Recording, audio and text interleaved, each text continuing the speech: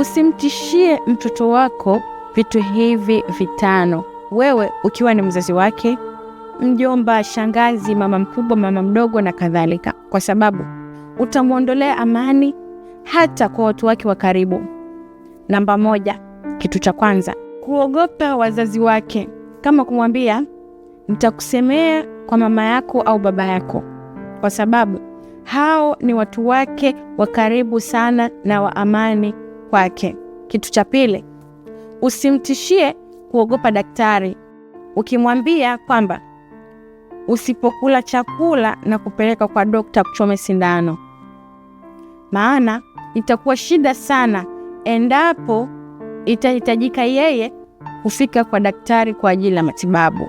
Namba 3, usimtishie kuogopa polisi, kwa sababu huenda akahitaji siku moja msaada kwa polisi.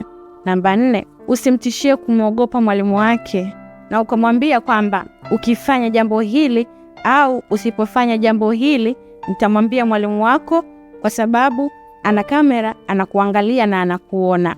Kwa sababu hata akiwa na maswali darasani ataogopa kumuuliza mwalimu wake. Namba 5, usimtishie kuogopa anapokuwa peke yake, kwa sababu atakosa kujiamini kila sehemu atayokuwa atahitaji kuwa na mtu mwingine.